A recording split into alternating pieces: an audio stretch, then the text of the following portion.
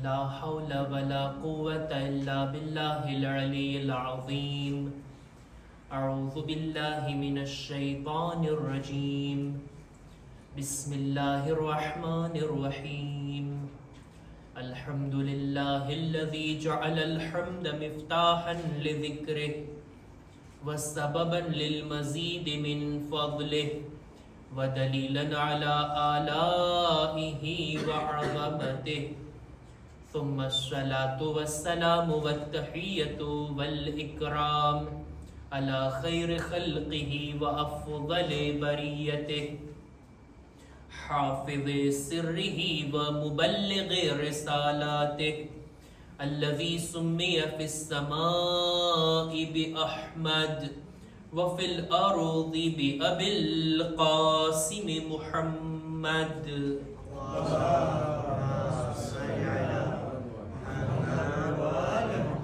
وعلى أهل بيته الطيبين الطاهرين المعصومين المظلومين ولعنة الله على أعدائهم أجمعين.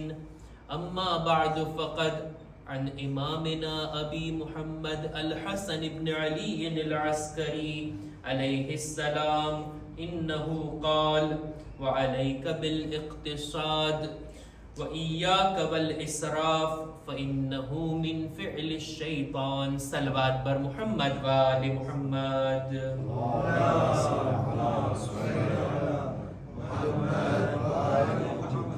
માહે રબીઉલ અવ્વલ મહિનાની 8મી શબ અહલે બૈતના ઘરમાં એક ગમની તારીખ છે અને આજની મજલિસ ઈ ઉન્વાનથી ખાસ છે કે આજે આપણા જમાનાના ઇમામની ખિદમતમાં આપણે એમના બાબાનો પુરસો પેશ કરવા માટે જમા થયા છીએ. આપણા 11મા ઇમામની યાદ મનાવવા, એમનો જિક્ર કરવા આજની આ મજલિસને આપણે બરગુજાર કર્યા. આપણા 11મા ઇમામોના સિલસિલામાંથી સૌથી ઓછી ઉંમર રાખનાર આપણા 9મા ઇમામ હતા કે જેમની ઉંમર હતી 25 વર્ષ. અને એમના બાદ જો સૌથી ઓછી ઉંમરવાળા કોઈ ઇમામ હોય તો એ આપણા 11મા ઇમામ છે કે જેમની ઉંમર મુબારક છે 28 વર્ષ. 28 વર્ષની ઉંમરમાં આ જવાનીમાં તેમને શહીદ કરવામાં આવ્યા. અને આપણા ઇમામોની ઇમામતના સમયગાળાને જો આપણે ધ્યાનમાં લઈએ તો સૌથી ઓછા સમયગાળાની ઇમામત કોઈની હોય તો એ 11મા ઇમામ છે. ફક્ત 6 વર્ષ આપની ઇમામતનો સમય હતો. 22 વર્ષના હતા ત્યારે એમની ઇમામતનો આગાઝ થયો અને 28 વર્ષની ઉંમરમાં પોતે શહીદ થયા. આ 6 વર્ષની અંદર ઇમામે ઇમામતની જવાબદારીને અંજામ આપ્યા. આપણા 11મા ઇમામના બારામાં આપણા ઉલમા લખે છે કે એમની નાની ઉંમર હતી, 5-6 વર્ષની ઉંમર હતી કે પોતાના બાબા આપણા 10મા ઇમામની સાથે તેઓ મદીનાથી સામર્રા મુંતકિલ થયા અને તેઓ સામર્રામાં જ રહ્યા. 10મા ઇમામની શહાદત પણ ત્યાં જ થઈ અને આપણા 11મા ઇમામની શહાદત પણ ત્યાં જ થઈ. કોઈ મુસાફરી સામર્રાથી 11મા ઇમામની જોવા નથી મળતી. આપણા ઉલમા ત્યાં સુધી બયાન કરે છે કે 11મા ઇમામ હજ કરવા કે પછી મદીના પણ નહોતા જઈ શક્યા. સામર્રાની અંદર એક રીતે જોતા તેઓ નજરબંધ હતા અને સૈનિકો અને સિપાહીઓની દરમિયાન રહેવા ઉપર મજબૂર હતા. આ છે આપણા 11મા ઇમામ. ટૂંકી મુદ્દતની અંદર એમને મોટા મોટા કામો કરવાના હતા. ઓછા સમયની અંદર બુલંદ મકસદ વાળા કામો ઇમામ અંજામ આપી ગયા. જરાક તવજ્જુહ તો કરીએ, ધ્યાન તો આપીએ. ઇમામની આ મૌકિયત, ઇમામની આ જવાબદારી કેટલી સખ્ત અને કેટલી ભારી છે. આપણા 11મા ઇમામ એ ઇમામ છે કે ઇમામોના સિલસિલામાં હાજર ઇમામોમાં સૌથી છેલ્લા ઇમામ. ત્યારબાદ હવે ઇમામ તો હશે પણ ગાયબ હશે. ઇમામ તો હશે પણ લોકો આસાનીથી એમની સાથે સંપર્ક નહીં કરી શકે. ગાયબ ઇમામના આવવા પહેલા આ સૌથી છેલ્લા ઇમામ છે કે જેઓ સમાજમાં લોકોની દરમિયાન હતા. આ એક વાત. બીજી વાત, તેઓ જમાનાના ઇમામના વાલિદ છે. એમના ઘરે ઇમામે જમાનાની વિલાદત થવાની હોય અને એવા ફરજંદને આ દુનિયામાં તેઓ લાવશે કે જે કયામત સુધી એમની ઇમામત બાકી રહેશે. એમની ઇમામતનો સમયગાળો લાંબો હશે. તેઓ નજરોથી ગાયબ હશે અને લોકોને આ વાતની જાણકારી પણ આપવાની છે કે આ ફરજંદ દુનિયામાં આવી ગયા છે અને સાથોસાથ લોકોની નજરોથી એમને છુપા પણ રાખવાના છે. આ બંને વાતોને જ્યારે ધ્યાનમાં લઈએ ત્યારે ઇમામની જવાબદારીની સંગીનીનો આપણને અહેસાસ થાય. એવું નથી કે સામરાની અંદર જમાનાના ઇમામની વિલાદત થઈ જાય, એમને હાથ પકડીને ખાચા ગલીઓમાં ઇમામે જમાનાને ફેરવવામાં આવે, લોકોની નજરોની સામે હોય. ના, એમ પણ નથી કરવાનું. હુકુમતથી ખતરો છે. અને સાવ એટલા પણ છુપા નથી રાખવાના કે લોકો શક કરવા લાગી જાય કે 11મા ઇમામ દુનિયાથી ગયા, એમને કોઈ ફરજંદ હતું કે નહીં, એમને કોઈ ઔલાદ હતી કે નહીં. ખાસ ચાહવા વાળાઓની સામે એમની ઓળખાણ પણ કરાવવાની છે. દુશ્મનોની નજરોથી એમને છુપા પણ રાખવાના છે. આ બંને વાતને ધ્યાનમાં રાખીને ઇમામ એક અઝીમ પગલું ઉઠાવ્યા, અઝીમ કદમ ઉઠાવ્યા કે દુશ્મનોને ખબર પણ ના પડી કે ઇમામના ઘરે એક ફરજંદની વિલાદત થઈ, છુપી રીતના. એ 5 વર્ષના પણ થઈ ગયા અને બીજી બાજુ ઇમામના ચાહવા વાળાઓને, ખાસ ચાહવા વાળાઓને ઇમામે બતાવ્યા, પોતાના ફરજંદના દીદાર કરાવ્યા. ઘણા નમૂના આપણને મળે છે. એમાંથી એક છે અહેમદ બિન ઇસ્હાક, કુમના રહેવાસી છે. 11મા ઇમામના સહાબી છે. પોતે ઇમામની ખિદમતમાં આ વિચારને લઈને આવ્યા કે અત્યારે 11મા ઇમામનો જમાનો, બહેરહાલ એક દિવસ જ્યારે એમની રઝા કઝા થાય તો પછી એમના બાદ અમારા ઇમામ કોણ? આ સવાલને લઈને પોતે આવે છે 11મા ઇમામની ખિદમતમાં. આવીને સલામ કરીને રજા લઈને બેઠા. 11મા ઇમામ વાતની શરૂઆત કર્યા કે એ અહેમદ બિન ઇસ્હાક, ખુદાએ જ્યારથી જમીનને બનાવીને ત્યારથી લઈને આજ દિવસ સુધી પોતાની હુજ્જતથી આ જમીનને ખાલી નથી રાખી. જનાબે આદમથી લઈ એક અંબિયા અને અત્યારે મારો જમાનો છે. આ ઇમામ છે, આ હુજ્જત છે કે જેના જરિયાથી, જેના વજૂદના બરકતથી લોકોને ફાયદો નસીબ થાય છે. આ બધી વાતો ગણાવતા વાત અહીંયા સુધી આવી ત્યારે તરત જ અહેમદ બિન ઇસ્હાકે પૂછી લીધું, મૌલા, તમારા બાદ અમારા ઇમામ કોણ? તમારા પછી કોણ છે હુજ્જતે ખુદા? તરત ઇમામ ઉભા થયા, હુજરામાં દાખલ થયા અને પોતાના ફરજંદને લાવી અને અહેમદ બિન ઇસ્હાકને દેખાડે છે, ઝિયારત કરાવે છે. મુફસ્સલ વર્ણન છે રિવાયતની અંદર. અહેમદ બિન ઇસ્હાક એવું વર્ણન કરે છે ઇમામનું, એમનો ચહેરો આ રીતના હતો, એમનું બદન આ રીતના હતું, એમના બાલ આ રીતના હતા, એ જ્યારે હસતા એમના દાંત આ રીતના હતા. આખું એવું વર્ણન કે જાણે એક જાતની ઇમાશ આપણા મગજમાં આવી જાય. આ રીતના બયાન કરે છે અને ત્યારબાદ ઇમામ એને કહે છે, જો તું અમારો ભરોસા પાત્ર ના હોત ને તો આ ફરજંદની ઝિયારત અમે તને ના કરાવતે. પોતે નિશાની પણ માંગે છે કે મૌલા બતાવો જોઈએ એમની ઇમામતની નિશાની શું છે. ત્યારે આ નાની ઉંમરની અંદર ખુદ જમાનાના ઇમામ એની સાથે વાત કરે છે, એની સાથે ગુફ્તગુ કરે છે અને સામેવાળાને ખાતરી થઈ જાય કે ઇમામે અસ્કરી બાદ કોઈ હોય તો આ છે, આ અમારા જમાનાના ઇમામ. આવી જ રીતના ઉસ્માન બિન સઈદ, આ પણ 10મા ઇમામના સહાબી અને 11મા ઇમામના સહાબી અને 12મા ઇમામના તો વકીલ હતા, નાઈબે અવ્વલ હતા. ઉસ્માન બિન સઈદ ઈ પણ 40 લોકોને લઈને આવે છે 11મા ઇમામની ખિદમતમાં. મૌલા, અમને ઈ જાણવું છે કે તમારા બાદ હુજ્જતે ખુદા કોણ? ઇમામ એને પણ બતાવે છે. એમની સામે પણ પોતાના ફરજંદની વાતને રાખે છે, એમના દીદાર કરાવે છે, અને આ રીતના અનેક મોકા ઉપર ખાસ અસહાબને જાણ પણ કરી કે આ ફરજંદ દુનિયામાં આવી ગયા છે, અને સાથોસાથ દુશ્મનોની નજરોથી છુપાઈને રાખવા, દુશ્મનોની નિગાહોથી એમને ખતરાથી બચાવીને રાખવા, આ પણ ઇમામની એક જવાબદારી હતી કે જેમને ઇમામ બખૂબી નિભાવ્યા.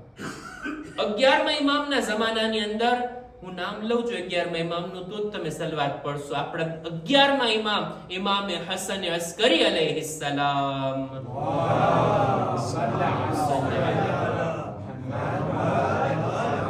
એમની ઇમામતની અંદર ખાસ બાબતોમાંથી એક આ હતી કે પોતાના ફરજંદના દુનિયામાં આવવાની જાણ અને દુશ્મનોની નિગાહોથી છુપા રાખવા. આ પેલું કામ. બીજું કામ, ઉમ્મતને, ઇમામના ચાહવા વાળાઓને, દુનિયામાં જુદી જુદી જગ્યાઓ પર શિયાઓ મૌજૂદ છે, એ લોકોને આ વાતથી જાણકાર કરવા કે હવે ઇમામના હુઝુરનો જમાનો પૂરો થઈ ગયો, ઇમામના જાહેર હોવાનો જમાનો પૂરો થઈ ગયો, ઇમામ હવે ગાયબ હશે. અને ગૈબત માટે લોકોને તૈયાર કરવા, ગૈબત માટે લોકોની અંદર જાગૃતિ પેદા કરવી, આ પણ ઇમામનું એક કામ હતું કે લોકોને આદત પાડે. તમે જો 11મા ઇમામનો જમાનો એ છે ને કે જ્યારે શિયાઓ ઘણા બધા ગામમાં હતા, દૂર દૂર સુધી ફેલાયેલા હતા. ફરક હતો, દાખલા તરીકે આપણા 3જા અને 4થા ઇમામના જમાનામાં શિયાઓ બહુ ઓછા હતા, ઓછા ગામોની અંદર હતા. પણ જેમ જેમ સમય વીતતો ગયો, હવે બગદાદમાં શિયા છે, નૈશાપુરમાં શિયા છે, કોમની અંદર શિયા છે, કૂફાની અંદર આટલા શિયા છે, અલગ અલગ જગ્યાઓ પર શિયાઓ મૌજૂદ. ઇમામ એ લોકોની સાથે સંપર્કમાં રહેતા, પણ ઇનડાયરેક્ટલી, એક વાસ્તાથી, એક જરિયાથી. ઇમામના નાયબ હતા, ઇમામના વકીલો હતા, કે એમના જરિયાથી ઇમામ સવાલોના જવાબો મોકલતા, એ લોકોના હદિયાઓ, તોહફાઓ અને રૂકુમે શરઈયાને મૌસૂલ કરતા. આ બધું એક જરિયાથી થાતું. ઇમામ આ રીતની સિસ્ટમને ઊભી કર્યા કે જેથી લોકોને આદત પડે કે હવે ડાયરેક્ટ ઇમામથી રાબતો શક્ય નહીં હોય, કોઈના જરિયાથી. કેવી કેવી રીતના મેં અર્ઝ કર્યું ને, ઇમામ સામરામાં હતા, ઇમામ સફર ના કરી શકે, ઇમામ ક્યાંય જઈ ના શકે, અને દેખીતી વાત છે કોઈ ઇમામથી મળવા આવે તો શું કંટ્રોલ નહોતું થતું? ઇમામની મુલાકાતે કોઈ આવે તો શું હુકુમતની નજર એના પર ના હોય? કઈ લઈને આવે, કઈ મૂકીને જાય, કઈ આપવા માટે આવે, આ બધું કંટ્રોલ થતું હતું. એમ છતાંય ઇમામે કેવી રીતના આ સખ્ત જવાબદારીને નિભાવ્યા. આ ખુદ ઉસ્માન બિન સઈદ પોતે કઈ પણ ઇમામની ખિદમતમાં લઈ જવું હોય, ત્યાંથી કઈ લઈને શિયાઓ સુધી પહોંચાડવું હોય, પોતે એક ઠામ લેતા કે જે તેલથી ભરેલું હતું, એના તળિયાની અંદર આ બધી ચીજોને રાખતા. લોકોને એમ લાગે આ ઠામ તેલથી ભરેલું છે અને અંદર એક બીજી ચીજો હતી. તેલ વેચવાના બહાને તેઓ સામરામાં જાતા, અલગ અલગ ગલીઓમાં, અને ઇમામના ઘર સુધી જાતા. લોકોને કઈ સિપાહીઓને, હુકુમતના માણસોને શક પણ ના જાતું. એવી જ રીતના અમુક સહાબીઓ એવા હતા કે કઈ ફ્રૂટ લઈને વેચવા નીકળ્યા હોય, એ બહાને ઇમામના ઘર સુધી પહોંચી જતા અને ઇમામની સાથે મુલાકાત કરતા, અને જે કંઈ દેવાનું હોય, લેવાનું હોય, સવાલો પહોંચાડવાના હોય, મેસેજ, સંદેશાઓ, આ બધું ઇમામની સાથે કોમ્યુનિકેશન કરતા.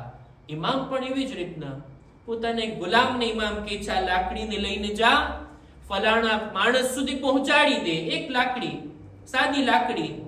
ગુલામ કે છે હું આને લઈને ગયો, રસ્તામાં એક જાનવર હતું, મેં લઈને લાકડી મારી, જોયું કે લાકડી તૂટી ગઈ અને એની અંદર કંઈક પત્ર રહેલા હતા, અમુક કાગળ હતા. તરત જ મેં લાકડીને સીધી કરી અને લઈને પહોંચાડી દીધી. ઇમામને જ્યારે જાણ થઈ ત્યારે ઇમામ કહે છે, તને જેટલું કીધું છે એટલું જ કર ને. શા માટે એ લાકડીનો બીજો કઈ ઉપયોગ કર્યો? આની અંદર રાજની વાતો હતી કે જે બીજાઓ સુધી પહોંચાડવાની હતી. આ રીતના કિતાબોમાં ઉલ્લેખ મળે છે. આટલા સખ્ત દૌરમાં પણ ઇમામ બહુ સારી રીતના પોતાના શિયાઓ સાથે રાબેતામાં હતા. કેટલા સવાલોના ઇમામે જવાબ આપ્યા છે.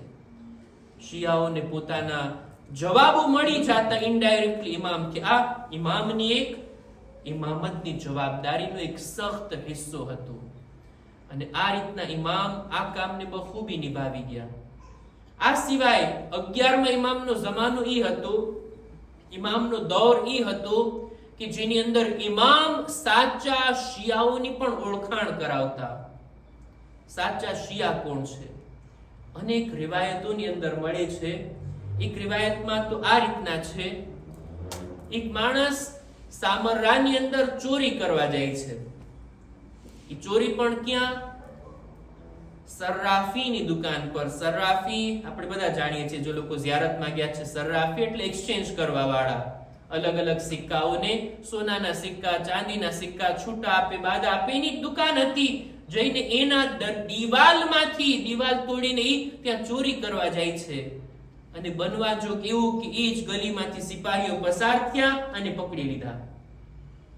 હવે જ્યારે પકડાઈ ગયો એટલે તરત પોતે બહાનું લાવે છે કે ભાઈ હું જરૂરતમંદ છું, પૈસાની મને બહુ જરૂર છે, અને જાણો છો હું 11મા ઇમામનો ચાહવા વાળો છું, હું એમનો શિયા છું. આ સિપાહીઓના દિલમાં વિચાર આવ્યો કે ભાઈ આ માણસ પેલા તો પોતાને જરૂરતમંદ કહે છે, અને વાત તો ત્યાં સુધી પહોંચી કે પોતાને મનસૂબ કરે છે 11મા ઇમામથી કે હું એમનો શિયા છું. એટલા સિપાહીઓએ કીધું કે તને પકડીને અમે ખલીફા પાસે લઈ જઈએ, દરબારમાં કાઝી પાસે લઈ જઈએ, એ પહેલા તને 11મા ઇમામ પાસે લઈ જઈએ. 11મા ઇમામનો શિયા છો ને તું? જો 11મા ઇમામ તારી તાઈદ કરે કે હા મારું શિયા છે, અમે તને મૂકી દેશું. તે ચોરી કરી તો નથી ને, હજી પૈસા ઉપાડ્યા તો નથી ને, ચોરી કરવા આવ્યો હતો તું.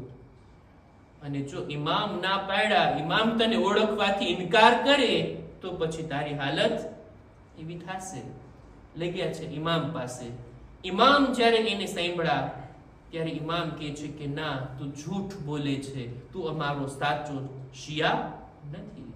તું ખાલી દાવો કરે કે અમે શિયા છીએ, તું શું શિયા થઈ જઈશ?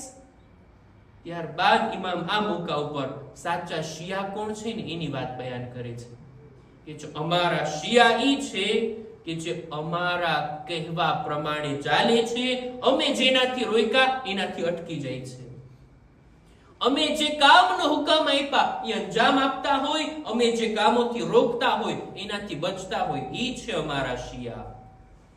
નહીંતર ફક્ત દાવો કરવા વાળા અને પોતાના મરજી પ્રમાણે કામો કરવા વાળા ના એ અમારા શિયા નથી. ઓલો માણસ કહે છે મૌલા હું તો તમારાથી મોહબ્બત કરું છું, હું તમારો ચાહવા વાળો છું. ઇમામ કહે છે આ બીજી વાત કહેવાય. ચાહવા વાળો હોઈ શકે, અમારો મુહિબ હોઈ શકે, પણ શિયા હોવું એક ઊંચો દરજાની વાત છે, એક બુલંદ મકામની વાત છે. ચાહવા વાળા તો અમારા ઘણા હોઈ શકે, અમને ચાહતા પણ હોય, દિન ઉપર અમલ પણ ના કરતા હોય. આ બંને બની શકે, આ બંને એક સાથે એક જગ્યા ઉપર જમા થઈ શકે, પણ અમારો શિયા હોય અને ગલત કામ અને હરામ કામ અને ગુનાહથી ના બચતો હોય, આ બિલકુલ ના થઈ શકે. એક સલવાત પર મુહમ્મદ વાલે મુહમ્મદ.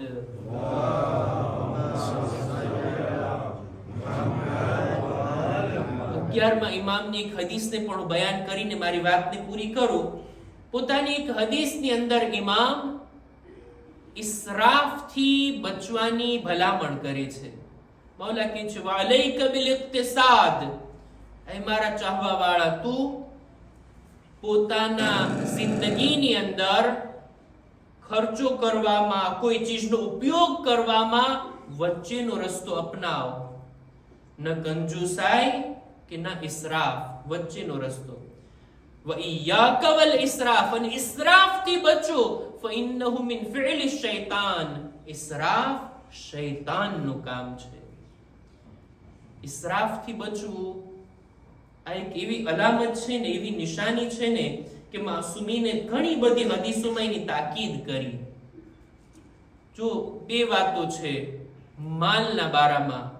કોઈની પાસે માલ વધારે હોય, સારી વાત કહેવાય, વધારે હોય, પણ એને ખર્ચો કરવાની અંદર બે હિસાબો કિતાબ જ્યાં જરૂર નથી ત્યાં પણ ઉડાડતો હોય, આ વાતની મજમ્મત કરવામાં આવી. મારો પૈસો છે, મને જ્યાં ખર્ચો કરવો હોય ત્યાં કરું. પણ હુકમ શું છે ઇસ્લામનો?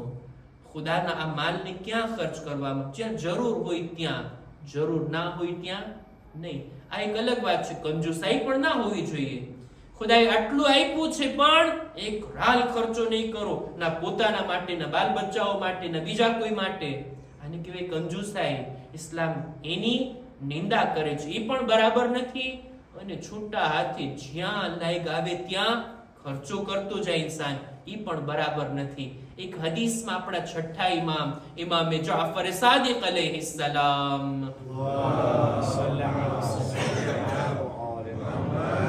પોતાની એક હદીસમાં ફરમાવે છે, લિલ મુસરિફ સલાતુ અલામાત, ત્રણ નિશાનીઓ છે ઇસરાફ કરવા વાળાઓની. યશ્તરી મા લૈસા લહ વયલ્બસુ મા લૈસા લહ વયઅકુલુ મા લૈસા લહ. ઇસરાફ કરવા વાળો એ છે ને કે ખરીદી કરતો રહે, જરૂર છે કે ની ના જોવે, ખરીદવું ખરીદવું ખરીદવું. જરૂર હોય, જરૂર ના હોય, કામ આવશે કામ નહીં આવે, પણ બસ ખરીદી કરતી રહેવી. આ ઇસરાફ કરવા વાળાની નિશાની.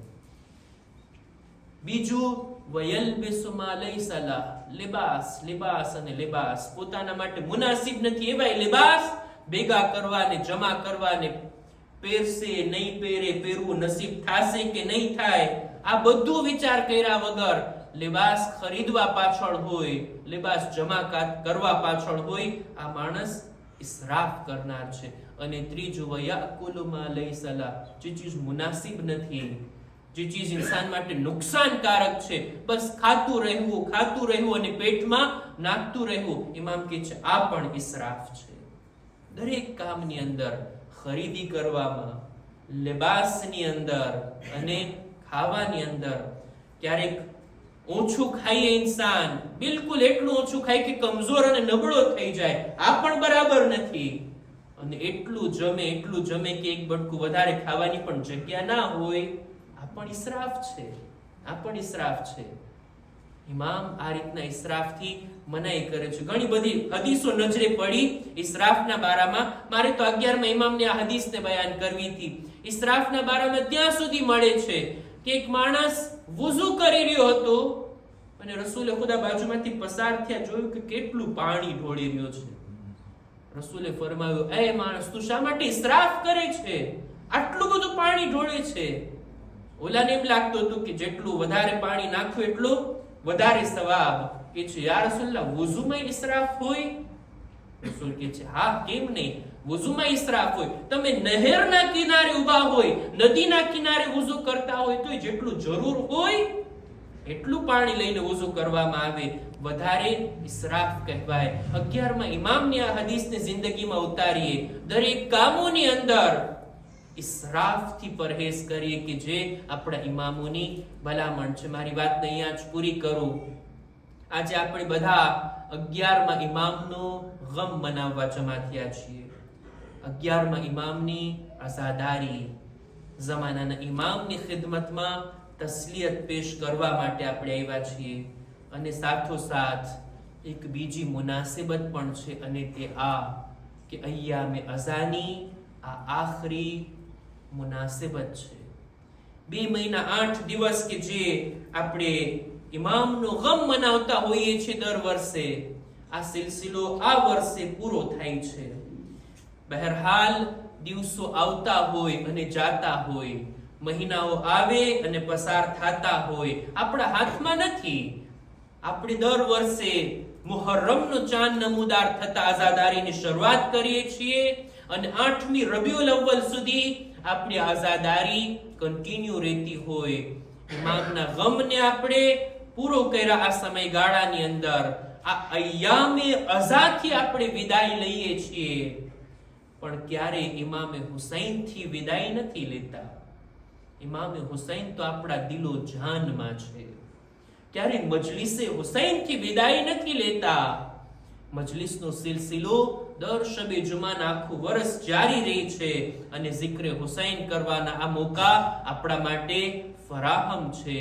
પણ આ દિવસો કે જે આપણાથી રૂખસત થઈ રહ્યા છે, ખબર નથી આવતું વર્ષ આવા અય્યામે અઝા, આ ગમના મોકા આપણને નસીબ થશે કે નહીં.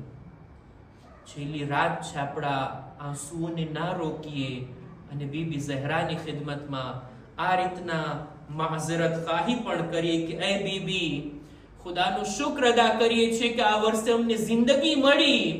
તમારા લાલ પર અમે ગિરિયા કર્યા, અમે મજલિસો માતમ કર્યા. એ બીબી, આ મજલિસો માતમમાં, આ zikre ઇમામે હુસૈનમાં કઈ કોતાહી રહી ગઈ હોય તો અમોને માફ કરજો. અમે શર્મિંદા છીએ. જેવો ગિરિયા કરવાનો હક છે એવો ગિરિયા અમે ના કરી શક્યા. જેવો માતમનો હક છે એવો માતમ અમે ના કરી શક્યા. હે બીબી ઝહરા, તમારી બારગાહમાં અમારા આ અશ્કો હાજર છે, અમારા આ ગિરિયાઓ માતમ હાજર છે. અમારા પુરસાને તમે ભલે નાકિસ છે, તમે એને કબૂલ ફરમાવો. બસ અઝીઝો, 11મા ઇમામને મસમૂમ કરવામાં આવ્યા, ઝહેર આપવામાં આવ્યું. ઇમામની બદનની અંદર, ઇમામના જિસ્મની અંદર ઝહેર થકી એવી હાલત થઈ હતી કે ઇમામ કમજોર થઈ ગયા અને બિસ્તરે શહાદત પર છે. હાલત તો ઈ છે, ઇમામ પાણી પીવા માંગે છે પણ પાણીના જામને પોતે હાથમાં નથી લઈ શકતા.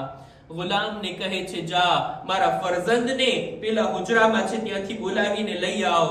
ગુલામ બયાન કરે છે, હું હુજરામાં દાખલ થયો, 5 વર્ષનો એક બાળક સજદામાં છે. મેં જઈને એમને અવાજ આપી, તમારા બાબા તમને યાદ કરે છે. જમાનાના ઇમામ ઉભા થયા, પોતે હુજરાની બહાર આવી, ઇમામની ખિદમતમાં હાજર થયા. ઇમામ કહે છે, યા સૈયદા અહલે બૈતે ઇસ્કિનિલ મા ફઇન્ની વાહિબુન ઇલા રબ્બી. એ મારા ફરજંદ, એ મારા ખાનદાનના સૈયદો સરદાર, હવે હું ખુદાની બારગાહમાં જાઉં છું, મને આખરી વખત તમારા હાથે પાણી પીરાવો. જમાનાના ઇમામે પોતાના નાના નાના હાથે 11મા ઇમામને સેરાબ કર્યા, એમને પાણી પીરાવ્યા. ઇમામ માંગણી કરે છે, મને વુઝુ કરાવી અને મને નમાઝ માટે આમાદા કરો. ઇમામે જમાના આગળ વધ્યા, પોતાના બાબાને નમાઝ માટે આમાદા કર્યા અને આપના પોતાના વાલિદની આખરી ખિદમત આ રીતના અંજામ આપી અને ત્યારબાદ જમાનાના ઇમામ યતીમ થયા. 11મા ઇમામની રૂહ બદનથી જુદા થઈ.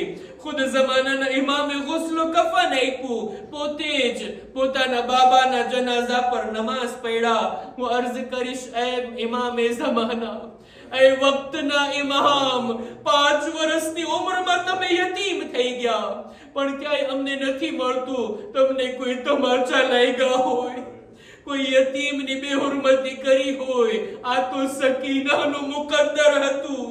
યતીમ થયા બાદ શિમરના તમાચા. એ જમાનાના ઇમામ, તમે ખુશ નસીબ છો, તમારા બાબાને તમે તમારા હાથે સેરાબ કર્યા. આ ગમ ચોથા ઇમામ દિલમાં રાખીને આખી જિંદગી રડતા રહ્યા. હાય, મારા બાબાના સૂખા ગળાને ઝિબા કરવામાં આવ્યું, મારા બાબાને આખરી લમ્હા સુધી પાણી ના આપવામાં આવ્યું. આ ગમનો ઇઝહાર ત્યારે કર્યા જ્યારે ચોથા ઇમામ આકા હુસૈનની કબ્ર બનાવી લીધા. એક જુમલો લખ્યા, હાઝા કબ્ર હુસૈન ઇબ્ન અલી અલ્લઝી કતલુહુ અતશાના. આ હુસૈનની કબ્ર છે જેમને પ્યાસા શહીદ કરવામાં આવ્યા. હાય, ફુરાતના કિનારે રસૂલના નવાસા تشن لب سوکھا کر کرو.